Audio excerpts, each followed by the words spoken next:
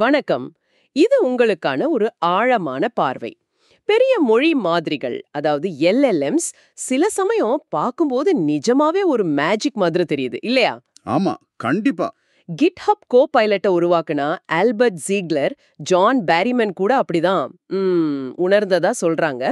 அவங்க எழுதின prompt engineering for LLMs புத்தகத்தோட முதல் பகுதியை, அதாவது அந்த அடித்தளத்தை நாம இன்னைக்கு ஒன்னா சேர்ந்து படிப்படியா புரிஞ்சுக்க போறோம். சரி. நீங்க கேட்ட மாதிரி இந்த உரையாடல் அந்த ஆரம்ப அத்தியாயங்கள்ல இருக்கிற முக்கியமான கருத்துக்களை கொஞ்சம் அலசி ஆராயும்.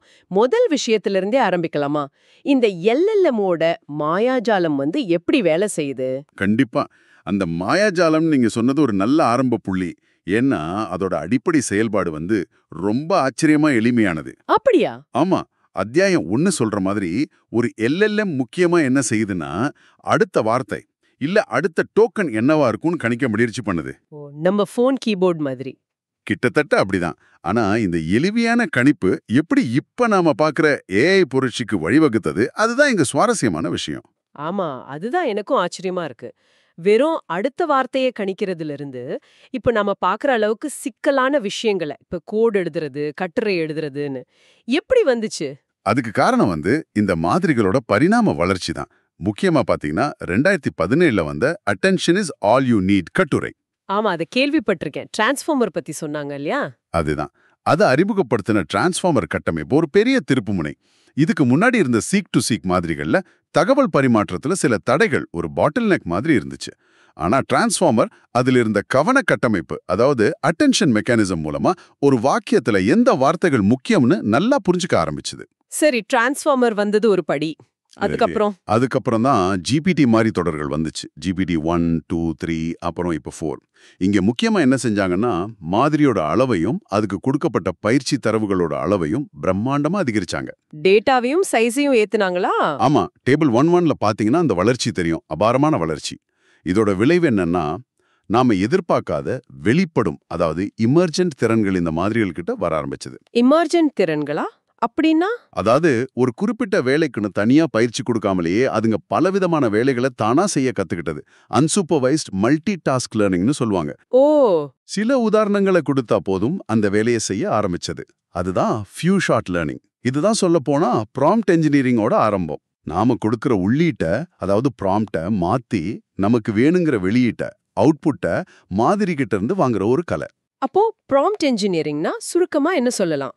நாம எல்எல்எம் கிட்ட என்ன செய்யணும்னு வழிமுறைகளையும், அதாவது இன்ஸ்ட்ரக்ஷன்ஸ், அப்புறம் அதுக்கு தேவையான பின்னணியையும் கான்டெக்ஸ்டையும் கொடுக்கறது தானே? ஆமா. சில சமயம் அதுக்கு உதவ சில கருவிகளும் கொடுக்க வேண்டியிருக்கும்னு சொல்றாங்க. அது அப்புறம் பார்க்கலாம்னு நினைக்கிறேன். அத்தியாயம் 8ல வருது இல்லையா? ஆமா, அதெல்லாம் அப்புறம் வரும். இப்போதைக்கு நீங்க சொன்னதுதான் அடிப்படை யோசனை. ஆனா ஒரு நல்ல ப்ராம்ப்ட் எழுதுறதுக்கு இந்த எல்எல்எம்கள் எப்படி யோசிக்குதுன்னு நம்ம முதல்ல புரிஞ்சுக்கணும். சரிதான். அதுக்கு தான் அத்தியாயம் 2 ரொம்ப உதவுது. இந்த புத்தகம் இது ஒரு வெங்காய மாதிரி அடுக்கடுக்கா விளக்குது. முதல் அடுக்க பாப்போமா? ஓ, வெங்காய அனாலஜியா? நல்லா இருக்கே. சொல்லுங்க, முதல் அடுக்கு என்ன? முதல் அடுக்கு இதுதான். எல்எல்எம்கள் அதோட பயிற்சி தரவுகளோட பயிற்சி பெற்ற போலிகள், ட்ரெயின்ட் மிமிக்ஸ். போலிகளா? ஆமா, அதாவது அதுங்க படிச்ச கோடிக்கணக்கான இணைய பக்கங்கள், புத்தகங்கள், உரையாடல்கள்ல, உதாரணத்துக்கு ஃபிகர் 2.2ல த பைல் டேட்டா செட்டை பத்தி சொல்றாங்க. அதுல என்ன மாதிரியான வடிவங்கள், பேட்டர்ன்ஸ் இருந்துச்சோ அதையே திரும்ப உருவாக்க முயற்சி பண்ணும். மனப்பாடம் இல்லையா? இல்ல, இது மனப்பாடம் பண்றது இல்ல, வடிவங்களை பயன்படுத்துறது. முக்கியமா நம்ம புரிஞ்சுக்க வேண்டிய விஷயம் என்னன்னா, ஒரு ப்ராம்ப்ட பார்க்கும்போது ஒரு மனுஷன் இதுக்கு எப்படி பதில் சொல்லுவான் அப்படின்னு யோசிக்கிறத விட, இந்த ப்ராம்ப்ட வச்சு ஆரம்பிக்கிற ஒரு கட்டுரை அதோட பயிற்சி தரவுல எப்படி இருந்திருக்கும் அப்படின்னு யோசிக்கணும். இது ஒரு பெரிய மனமாற்றம், தெரியுமா? ஆமா, யோசிக்கும் விதத்தையே மாத்தணும் போல. இதுதான் சில சமயம் அந்த ஹலூசினேஷன்ஸ், அதாவது மாய தோற்றங்களுக்கு காரணமா. சில சமயம் ரொம்ப நம்பிக்கையா தப்பான விஷயத்த சொல்லுது. கரெக்ட். அதேதான். ஏன்னா அதோட நோக்கமே அது படிச்சதை வச்சு போல செய்யறது தான். அதுக்கு இயல்பாதே எனக்கு தெரியாதுன்னு சொல்லவோ இல்ல வெளியில போய் உண்மையான்னு சரிபார்க்கவோ தெரியாது. நாம அதுக்கு கருவிகள் கொடுத்தா ஒழிய. சரி. உதாரணத்துக்கு, நேத்து என் டிவி வேலை செய்யல, இப்ப ஆன் பண்ணன்னு நீங்க ஆரம்பிச்சா அது பயிற்சி தரவுல நிறைய வாடிக்கையாளர் சேவை உரையாடல்களை பார்த்திருந்தா, முடியல சர்வீஸ் சென்டருக்கு ஃபோன் பண்ணுங்கன்னு முடிக்கலாம். அதுக்கு பின்னாடி எந்த உண்மையான அனுபவமும் இல்ல, வெறும் பேட்டர்ன் மேட்சிங் தான் வேலை செய்யுது. புரியுது. சரி, இது முதல் அடுக்கு. வெங்காயத்தோட அடுத்த அடுக்கு. அடுத்த அடுக்கு லேயர் 2. எல்எல்எம்கள் உலகத்தை எப்படி பாக்குது? நாம எழுத்துக்களா வார்த்தைகளா பாக்குறோம், ஆனா அதுங்க டோக்கன்களா பாக்குது. டோக்கன்களா? ஆமா, டோக்கன்னா பொதுவா சில எழுத்துக்கள் சேர்ந்த ஒரு துண்டு. ஒவ்வொரு மாதிரிக்கும் அதோட தனி டோக்கன், அகராதி, வொகாபுலரி இருக்கும். இதுல முக்கியமா 2 விஷயம் கவனிக்கிறோம். சொல்லுங்க. ஒன்னு, இது ரொம்ப டிட்டர்மினிஸ்டிக். நாம ஒரு எழுத்து பிழையை கூட ஓரளவுக்கு புரிஞ்சுக்குவோம், அது ஃபஸி மேட்சிங். ஆனா எல்எல்எம் அப்படி இல்ல. எக்ஸாம்பிள்ங்கிறது ஒரு டோக்கனா இருக்கலாம், ஆனா எக்ஸாம்பிள்னு தப்பா எழுதுனா அதை எக்ஸ், மேப், லேன்னு 3 டோக்கனா கூட பார்க்கலாம். ஓ, அப்படியா? ஆமா. 2வது, அது நம்ம மாதிரி எழுத்துக்களை மெதுவா ஒன்னொன்னா பார்த்து ஆராயாது, வேகமா படிச்சுட்டு போகும். இதனால ப்ராம்ப்ட் பண்றதுல என்ன தாக்கம் வரும்? பெரிய தாக்கம் இருக்கு. இப்ப எழுத்துக்களை திருப்பி போடுறது, ஃபிகர் 2-6, இல்ல ஒரு குறிப்பிட்ட எழுத்துல ஆரம்பிக்கிற வார்த்தைகளை கண்டுபிடிக்கிறது, ஃபிகர் 2-7ல ஸ்வா நாடுகள் உதாரணம். பெரிய எழுத்து சிறிய எழுத்து வேறுபாடு சரியா பார்க்கறது, ஃபிகர் 2-8. இந்த மாதிரி வேலைகளெல்லாம் அதுக்கு ரொம்ப கஷ்டம். ஏன் கஷ்டம்? ஏன்னா அது வார்த்தையோட வடிவத்தை, பேட்டர்னை பாக்குது தவிர ஒவ்வொரு எழுத்தா தனித்தனியா ஆராயறது இல்ல. இதுக்கு என்ன அர்த்தம்னா, நாம ப்ராம்ப்ட் எழுதும்போது இந்த மாதிரி இலக்கண ரீதியான, எழுத்து ரீதியான சுமைகளை அதுக்கு கொடுக்காம இருக்கிறது நல்லது. அதுக்கு தேவையில்லாத கஷ்டம் கொடுக்க வேண்டாம். சரி சரி. டோக்கன் எண்ணிக்கை முக்கியம்னு சொல்றாங்களே, அது ஏன்? செலவுக்காகவா? ஆமா, செலவு ஒரு காரணம். பல ஏபிஐகள் டோக்கன் எண்ணிக்கைக்கு தான் காசு வாங்குது. அப்புறம் நேரம், முக்கியமா சூழல் சாளரம், அதாவது கான்டெக்ஸ்ட் விண்டோ. Context window? ஆமா, அதாவது ஒரு எல்எல்எம் ஒரே நேரத்துல எவ்வளவு உரைய, ப்ராம்ப்ட் பிளஸ் பதில், ஞாபகம் வச்சுக்க முடியுங்கிற அளவு. இது பொதுவா ஆயிரக்கணக்கான டோக்கன்கள் தான் இருக்கும். ரொம்ப பெரிய விஷயங்களை கையாளும் போது இது ஒரு தடையா இருக்கலாம்.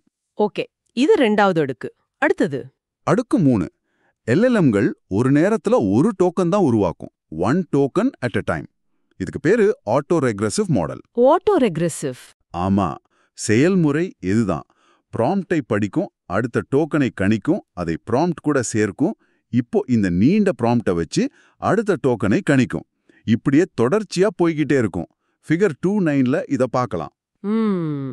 இதுக்கு 2 பெரிய தாக்கங்கள் இருக்கு. ஒன்னு, அதுக்கு நடுவுல நிறுத்தி யோசிக்கவோ இல்ல பின்னாடி போய் திருத்தவோ முடியாது. அட, அப்போ தப்பா போனா? தப்பா போனாலும் போயிட்டே இருக்கும். ஒரு தடவை ஒரு வழியில போக ஆரம்பிச்சிட்டா அவ்வளவுதான். இது சில சமயம் ஒரே விஷயத்தை திரும்ப திரும்ப சொல்றதுக்கு ஃபிகர் 210ல காரணமா அமையலாம். ஓ.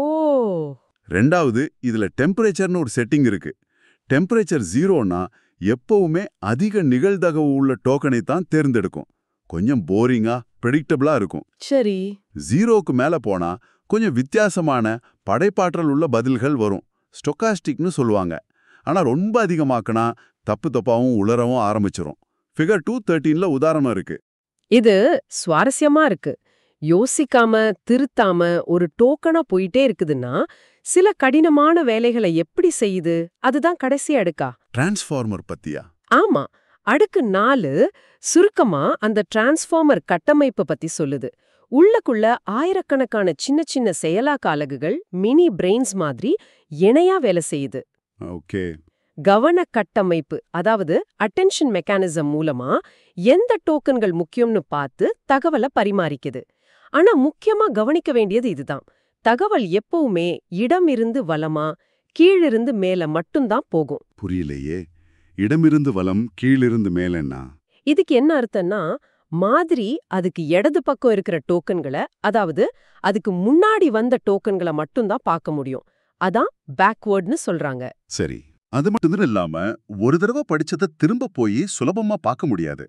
அதுதான் டவுன்வர்ட் அல்லது சில சமயம் டம்வர்டுன்னு சொல்றாங்க. ஒரு நிமிஷம், இத கொஞ்சம் விளக்க முடியுமா? பேக்வர்ட் அண்ட் டவுன்வர்ட்னா நடைமுறையில என்ன அர்த்தம்? சொல்றேன். ஒரு பெரிய பத்திய கொடுத்து அதுல எத்தனை தடவை ஆ எழுத்து இருக்குன்னு எல்எல்எம் கிட்ட கேட்டா அது தடுமாறும். ஏன்? ஏன்னா நாம என்ன பண்ணுவோம், அந்த பத்திய ஒரு தடவை படிச்சுட்டு அப்புறம் திரும்பவும் போய் ஆ எழுத்துக்களை எண்ணுவோம் இல்லையா? ஆமா. ஆனா எல்எல்எம்மால அப்படி பின்னோக்கி போய் பேக்வர்டா பார்க்கவோ இல்ல மேல இருந்து கீழே திரும்ப ஒரு தடவை முழுசா படிக்கவோ முடியாது. பொதுவான விதி என்னன்னா, ஒரு மனுஷனால பின்னோக்கி போகாம ஒரே தடவை படிச்சு ஒரு வேலையை முடிக்க முடியுமா? இல்லனா அது எல்எல்எம்முக்கும் கஷ்டம்தான். இது நாம ப்ராம்ப்ட் எழுதும்போது மனசுல வச்சுக்க வேண்டிய முக்கியமான ஒரு வரம்பு. வாவ், இந்த வெங்காய அடுக்குகள் எல்எல்எம் எப்படி வேலை செய்யுதுன்னு நல்லா புரிய வைக்குது. முக்கியமா அந்த பின்னாடி பார்க்க முடியாதுங்கிற விஷயம். ஆச்சரியமா இருக்கு. சரி, இது அடிப்படை மாடல், பேஸ் மாடல பத்தி. ஆனா நாம அதிகமா பயன்படுத்துற சாட் ஜிபிடி மாதிரியானவை உரையாடல், அதாவது சாட் செய்து. அது எப்படி? அது அத்தியாயம் 3ல வருதா? ஆமா, சரியா கேட்டீங்க. அத்தியாயம் 2ல நாம பார்த்தது வெறும் டெக்ஸ்ட முடிக்கிற அடிப்படை மாடல்கள். உரையாடலுக்கு அதுக்கு மேல ஒரு படி பயிற்சி தேவைப்படுது. அதுக்கு பேர் தான் RLHF. RLHF. ஆமா, ரீன்ஃபோர்ஸ்மென்ட் லேர்னிங் ஃப்ரம் ஹியூமன் ஃபீட்பேக். அதாவது மனிதர்களோட பின்னூட்டத்தை வச்சு மாதிரியை இன்னும் சிறப்பாக்குறது. ஓ, மனிதர்கள் ஃபீட்பேக் குடுக்கறாங்களா? அது எப்படி வேலை செய்யும்? ரொம்ப சிக்கலா இருக்குமா? கருத்து ரொம்ப எளிமையானதுதான். ஒரு 3 படிகள்ல யோசிக்கலாம். முதல்ல அந்த அடிப்படை மாதிரியை எடுத்து மனிதர்கள் எழுதின நல்ல உரையாடல் உதாரணங்களை வச்சு கொஞ்சம் பயிற்றுவிக்கிறாங்க. இதுக்கு பேரு சூப்பர்வைஸ்ட் ஃபைன் டியூனிங், அதாவது SFT. சரி. ரெண்டாவது, ஒரே கேள்விக்கு மாறி கொடுக்கிற பல பதில்கள்ல எது சிறந்தது எது மோசம்னு மனிதர்கள் மதிப்பிடுவாங்க. இத வச்சு எது நல்ல பதில்னு கணிக்கிற ஒரு வெகுமதி மாதிரி, ரிவார்ட் மாடலை உருவாக்குறாங்க. வெகுமதி மாதிரி. மூணாவது, இந்த வெகுமதி மாதிரி வழிகாட்டுதலோட அந்த SFT மாதிரியை இன்னும் மெருகேத்தி உரையாடல்ல சிறந்த பதில்களை கொடுக்க பயிற்சி தர்றாங்க. இதுக்கு PPO மாதிரி தொழில்நுட்பங்கள் உதவுது. OpenAI, Anthropic, Google எல்லாரும் இதை பயன்படுத்துறாங்கன்னு டேபிள் 3.1 சொல்லுது. அப்போ சுருக்கமா சொன்னா, மனிதர்கள் இது நல்லா இருக்கு, இது நல்லா இல்லன்னு சொல்றத வச்சு மாதிரி தன்னைத்தானே திருத்திக்குது, அப்படிதானே? அதேதான், சிம்பிளா சொன்னா அப்படிதான். ஓகே, அப்போ RLHF தான் சாட் மாதிரிகளோட ரகசியம். இதுல இன்ஸ்ட்ரக்ட் மாதிரிகள், சாட் மாதிரிகள்னு வேற சொல்றாங்களே, அது என்ன வித்தியாசம்? இன்ஸ்ட்ரக்ட் மாதிரிகள் பொதுவா கேள்வி பதில் வடிவத்துல பயிற்சி எடுத்திருக்கோம். டேபிள் 3.4ல சில உதாரணங்கள் இருக்கு. சாட் மாதிரிகள் இன்னும் ஒரு படி மேல போய் உரையாடலோட வடிவத்தையே புரிஞ்சுக்க முயற்சி பண்ணும். உரையாடல் வடிவமா? ஆமா, இதுக்கு OpenAI அறிமுகப்படுத்தின ChatML ஒரு முக்கிய காரணம். இதுல I am start, I am end மாதிரி சில குறியீடுகள் இருக்கும். அப்புறம் சிஸ்டம் பின்னணி வழிமுறைகள் கொடுக்க, யூசர் நாம கேட்கறது, அசிஸ்டன்ட் மாதிரியோட பதில்னு பாத்திரங்கள், ரோல்ஸ் இருக்கும். இந்த சாட்டமல் எதுக்கு இவ்ளோ முக்கியம் சொல்றாங்க? ஏன்னா இது உரையாடல ரொம்ப தெளிவாக்குது. யாரு பேசுறா, எப்ப பேசி முடிக்கிறாங்கன்னு மாதிரிக்கு நல்லா புரியுது. முக்கியமா சிஸ்டம், யூசர், அசிஸ்டன்ட்னு பிரிக்கிறதுனால பயனர் சிஸ்டம் ப்ராம்ப்ட மாற்றி தப்பா பயன்படுத்துறத, அதாவது ப்ராம்ப்ட் இன்ஜெக்ஷனை தடுக்க இது உதவுது. ஓ, பாதுகாப்புக்கு நல்லதா? ஆமா, API வழியா பயன்படுத்தும் போது இந்த குறியீடுகளை நீக்கிடுவாங்க. அது கூடுதல் பாதுகாப்பு. சாட் API பொதுவா JSON வடிவத்துல இந்த பாத்திரங்களோட செய்திகளை அனுப்பும். அது பின்னணியில ChatML மாறும்னு ஃபிகர் 3-1 காட்டுது. இங்க ஒரு முக்கியமான எச்சரிக்கை இருக்கு. என்னது? பயனர் கொடுக்கிற தகவலை நேரடியா சிஸ்டம் செய்திகளை சேர்க்கவே கூடாது. அப்படி செஞ்சா அவங்க உங்க சிஸ்டம் ப்ராம்ப்ட ஓவர் ரைட் பண்ணி உங்க பாதுகாப்பை மீற வாய்ப்பு இருக்கு. ஓ, இது கவனிக்க வேண்டிய விஷயம். புரிஞ்சது.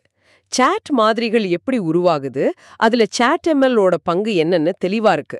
இப்போ இந்த மாதிரிகளை வச்சு நாம எப்படி ஒரு பயன்பாட்டை, ஒரு அப்ளிகேஷனை உருவாக்குறது, அதுதான் அத்தியாயம் 4. அதேதான், அத்தியாயம் 4, LLM பயன்பாடுகளை வடிவமைத்தல்.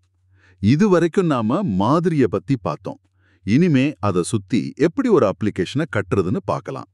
புத்தகம் சொல்ற மாதிரி ஒரு LLM பயன்பாடுங்கிறது பயனரோட உலகத்துக்கும், அதாவது அவரோட பிரச்சனை தேவைக்கும், மாதிரியோட உரை உலகத்துக்கும், அதாவது ப்ராம்ப்ட் கம்ப்ளீஷனுக்கும் நடுவுல ஒரு உருமாற்ற அடுக்கா, ஒரு டிரான்ஸ்ஃபர்மேஷன் லேயரா செயல்படுது. உருமாற்ற அடுக்கா, டிரான்ஸ்ஃபர்மேஷன் லேயர், அது கொஞ்சம் விளக்க முடியுமா ஒரு உதாரணத்தோட? கண்டிப்பா. ஃபிகர் 4.1ல காட்டுற மாதிரி ஒரு சுழற்சி, ஒரு லூப் நடக்குதுன்னு வச்சுக்கோங்க. 1, பயனர் ஒரு சிக்கலோட வராரு. உதாரணத்துக்கு, எனக்கு அடுத்த வாரம் பாரிஸ் போக ஒரு டிராவல் பிளான் வேணும். சரி. 2, நம்ம அப்ளிகேஷன் இந்த தேவையும் அதுக்கு தேவையான மற்ற தகவல்களையும், எத்தனை நாள், பட்ஜெட் என்ன, எதுல ஆர்வம் எல்லாம் சேர்த்து LLM புரிஞ்சுக்கிற மாதிரி ஒரு ப்ராம்ப்டா மாத்துது. இதுதான் முதல் உருமாற்றம், பயனர் உலகம், மாதிரி உலகம். ஓகே. 3, LLM அந்த ப்ராம்ப்ட வச்சு ஒரு பதில, ஒரு பயணத் திட்டத்தை உருவாக்குது. 4, நம்ம அப்ளிகேஷன் அந்த பதில்ல இருந்து நமக்கு தேவையான தகவலை பிரிச்சு பயனருக்கு புரியுற மாதிரி காட்டுது. இது 2வது உருமாற்றம், மாதிரி உலகம், பயனர் உலகம். இந்த 2 உருமாற்றப் படிகள் தான் ஒரு LLM அப்ளிகேஷன்ல ரொம்ப முக்கியம். இதுல அந்த முதல் உருமாற்றம், அதாவது நல்ல ப்ராம்ப்ட் உருவாக்குறது ரொம்ப முக்கியம்னு தோணுது. அதுக்கு என்ன வழிமுறைகள் இருக்கு? புத்தகம் 4 நிபந்தனைகள் சொல்லுது. 1, உங்க ப்ராம்ப்ட் மாதிரியோட பயிற்சி தரவு மாதிரி இருக்கணும். அதுக்கு பழக்கமான வடிவத்துல இருக்கணும். உதாரணமா மார்க்டவுன் நல்லா வேலை செய்யும்னு சொல்றாங்க. சரி. 2, சிக்கலை தீர்க்க தேவையான எல்லா தகவலும் அதுல இருக்கணும். கான்டெக்ஸ்ட் ரொம்ப முக்கியம். 3, அது நாம எதிர்பார்க்கிற பதிலை நோக்கி மாதிரிய வழிநடத்தணும். 4, மாதிரி எப்போ நிறுத்தணும்னு தெரியற மாதிரி ஒரு இயல்பான முடிவு இருக்கணும். ஓகே. டேபிள் 4.2ல இருக்கிற பயணத்திட்ட உதாரணம் இதையெல்லாம் நல்லா காட்டுது. தெளிவான கட்டமைப்பிற்கு, பின்னணி தகவல் இருக்கு, என்ன மாதிரி பதில் வேணும்னு ஒரு உதாரணமும் கொடுத்திருக்காங்க. இது little red riding hood principle மாதிரிக்கு பழக்கமான ஒரு கதையை சொன்னா எளிதா புரியும். புரியுது. அப்புறம் அந்த சுழற்சியில வேற என்ன படிகள் இருக்கு? மத்த படிகளும் இருக்கு. LLM ஐ பயன்படுத்துதல். இதுல எந்த மாதிரியை தேர்ந்தெடுக்கிறதுன்னு யோசிக்கணும். அளவு, செலவு, வேகம் வேணும்னா ஃபைன் டியூன் பண்ணலாமான்னு பார்க்கணும். அப்புறம் மீண்டும் பயனர் உலகத்திற்கு மாற்றுதல். இதுல LLM கொடுக்கிற வெறும் டெக்ஸ்ட பிரிச்சு பார்சிங், அதுலேருந்து தகவலை எடுக்கிறது, தேவைப்பட்டா வேற கருவிகளை டூல்ஸ் கூப்பிடுறதெல்லாம் அடங்கும். அதையும் பின்னாடி பார்க்கலாம். இந்த பயன்பாட்டு சுழற்சிக்குள்ள ஃபீட் ஃபார்வர்ட் பாஸ்னு ஃபிகர் 4-1 சொல்றாங்களே, அது என்ன? ப்ராம்ப்ட் உருவாக்குறது சம்பந்தப்பட்டதா? ஆமா. அது அந்த ப்ராம்ப்ட உருவாக்குற படிக்குள்ள இன்னும் கொஞ்சம் விவரமா போகுது. முதல்ல ப்ராம்ப்டுக்கு தேவையான சூழலை, கான்டெக்ஸ்ட சேகரிக்கணும். இது நிலையானதா இருக்கலாம். உதாரணமா அப்ளிகேஷனோட பொதுவான வழிமுறைகள், அல்லது மாறும் தகவலா இருக்கலாம். உதாரணமா பயனரோட கேள்வி, இதுக்கு முன்னாடி நடந்த உரையாடல் வரலாறு. அப்புறம் இந்த தகவல் துணுக்குகளை, ஸ்னிப்பெட்ஸ மதிப்பிட்டு எது முக்கியம்னு முன்னுரிமைப்படுத்தணும். கடைசியா இதை எல்லாம் சேர்த்து அந்த டோக்கன் வரம்புக்குள்ள, கான்டெக்ஸ்ட் விண்டோ லிமிட்குள்ள ஒரு முழுமையான ப்ராம்ப்ட உருவாக்கணும். சரி. தேவைப்பட்டா வெளியிலிருந்து தகவல் எடுக்க RAG, ரிட்ரீவல் ஆக்மெண்டட் ஜெனரேஷன், அல்லது சிக்கலான விஷயங்களுக்கு செயின் ஆஃப் தாட் மாதிரி நுட்பங்களை பயன்படுத்தலாம். ஆனா அதெல்லாம் அடுத்த கட்ட விஷயங்கள். இப்போதைக்கு இந்த அடிப்படை லூப் முக்கியம். ஓகே. அப்போ இந்த முதல் பகுதியில நாம LLMகள் எப்படி வேலை செய்யுதுன்னு பார்த்தோம். ஆமா, அந்த போல செய்தல், டோக்கன்கள், ஒரு நேரத்துல ஒரு டோக்கன், அப்புறம் டிரான்ஸ்ஃபார்மரோட வரம்புகள். அப்புறம் அது எப்படி RLHF, ChatML மூலமா உரையாடல் திறனை பெறுதனும், அதை வச்சு எப்படி ஒரு பயன்பாட்டோட அடிப்படை சுழற்சிய, அந்த லூப்பை வடிவமைக்கலானும் பார்த்திருக்கோம். கரெக்ட். இதுதான் அடித்தளம். ஆமா, இது ஒரு நல்ல அடித்தளம் அமைச்ச மாதிரி இருக்கு. இந்த புரிதல் புத்தகத்தோட அடுத்தடுத்த பகுதிகளில் வரப்போற இன்னும் ஆழமான ப்ராம்ப்ட் என்ஜினியரிங் நுட்பங்களை புரிஞ்சிக்க நிச்சயம் உதவும்னு நினைக்கிறேன். இந்த படிப்படியான அலசல் ரொம்ப பயனுள்ளதா இருந்துச்சு. சந்தோஷம். இப்போ நாம பேசுனதை வச்சு ஒரு கேள்வி கேட்கலாமா? நீங்க யோசிக்கிறதுக்கு. கேளுங்க. நாம பார்த்தோம், LMMகள் அடிப்படையில அதோட பயிற்சி தரவுல இருக்கிற வடிவங்களை தான் திரும்ப உருவாக்குது. அதுக்கு உண்மையான புரிதலோ இல்ல பின்னோக்கி போய் சரிபார்க்கிற திறனோ இல்லைன்னு. எதிர்காலத்துல மாதிரிகள் இன்னும் சக்தி வாய்ந்ததா மாறலாம், உண்மைதான். ஆனா இந்த அடிப்படை வரம்புகள்ல எது அப்படியே நீடிக்கும்னு நீங்க நினைக்கிறீங்க? நல்ல கேள்வி. அந்த மாதிரி மேம்பாடுகளுக்காக காத்திருக்காம, இந்த உள்ளார்ந்த வரம்புகளை சுற்றி நம்மால இப்பவே எப்படி சிறந்த பயன்பாடுகளை வடிவமைக்க முடியும்? இது கண்டிப்பா யோசிக்க வேண்டிய கேள்விதான். டெக்னாலஜி மேம்படும் நம்புறதை விட, அதோட இயல்பு புரிஞ்சுக்கிட்டு, அதோட வரம்புகளுக்குள்ள நாம எப்படி புத்திசாலித்தனமா அப்ளிகேஷன்களை உருவாக்கலாங்கிறது, அதுதான் முக்கியம்னு தோணுது. இத பத்தி நம்ம தொடர்ந்து சிந்திக்கலாம். இன்றைய இந்த ஆழமான பார்வைக்கு ரொம்ப நன்றி. உங்களுக்கும் நன்றி. மீண்டும் அடுத்த உரையாடலில் சந்திப்போம்.